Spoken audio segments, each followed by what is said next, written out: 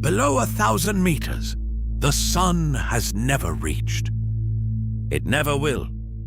And yet, this is not empty water. Something is glowing down here. Something with a mouth larger than its own body. Something that swallows animals twice its size and does not always survive the meal. This is the largest living space on Earth, and almost none of it makes sense. This is the Midnight Zone, 1,000 meters down and below. No sunlight has ever touched it. It never will. It is the largest living space on the planet, and we have seen almost none of it. The bodies down here are not smaller copies of the animals above. They are different answers to the same impossible problem. No light, no food, no escape. In all that darkness, a light, a single point, drifting. It looks like safety. It is the opposite. The light is bait. It hangs from a modified fin spine, arched over the head of a deep-sea anglerfish. And the glow is not hers. It is made by bacteria living inside the lure. Bacteria she draws in from the seawater itself and then keeps. She controls them like a switch. Behind the light is the rest of her. A mouth that unhinges. Teeth like wet glass. Whatever comes to the light does not leave. But the strangest thing about the anglerfish is not how she hunts. It is what happens to the male. In some of these species, not all, only some, the male is born tiny, a fraction of her size. No lure, barely able to feed. One purpose and very little time. He finds her in the dark. We still do not fully understand how, and he bites down. And then he never lets go. His skin fuses to hers. Their blood vessels join. His eyes go first, then his organs. He does not die. He becomes part of her, a permanent source of sperm, carried for the rest of her life. In the most extreme case, the male is the smallest mature vertebrate ever found. A few millimeters, fused to a body 10 times larger. And this did not evolve once. In this group, it evolved again and again, at least 7 separate times. Down here, becoming part of someone else is a strategy that works. The anglerfish brings prey to her. That is one answer to starvation. Here is another. Not a trap that waits, a mouth that refuses to miss. This is the pelican eel. Most of it is mouth.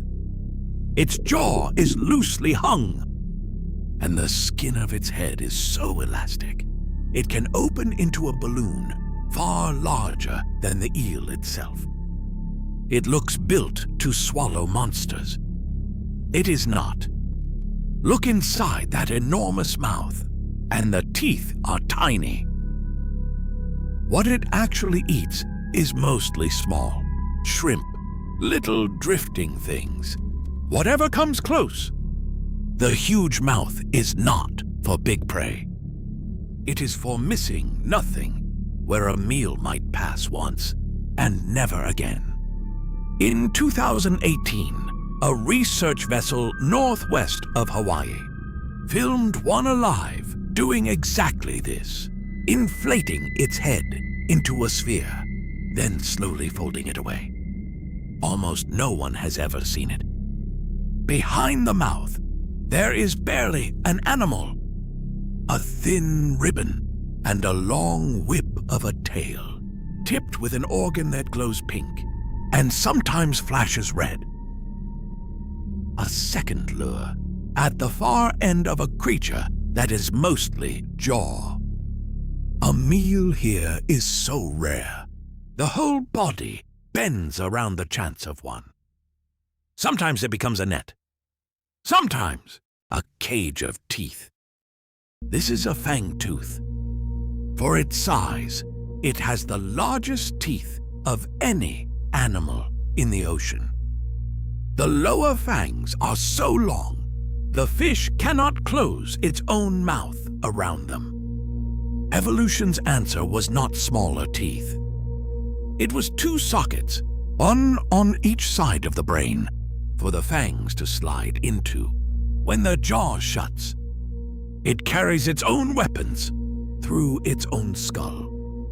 And after all of that, it is tiny, about the length of a hand. A monster's face on a body you could hold. Food is so scarce here, it cannot afford to choose.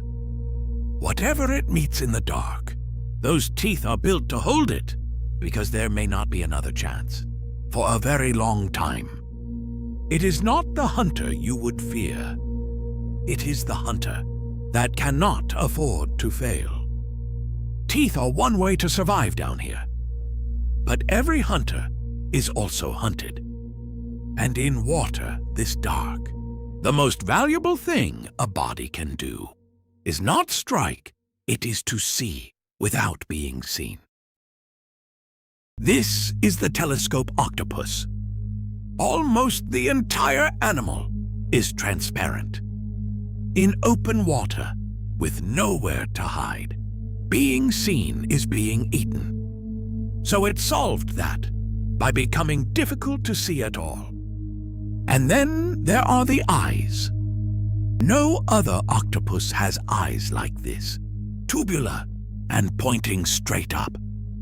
It hangs in the black and watches the faint glow far above, waiting for a shadow to cross it. A silhouette is a meal. A silhouette is also a warning. The eyes look up because here, that is the only direction anything is visible from.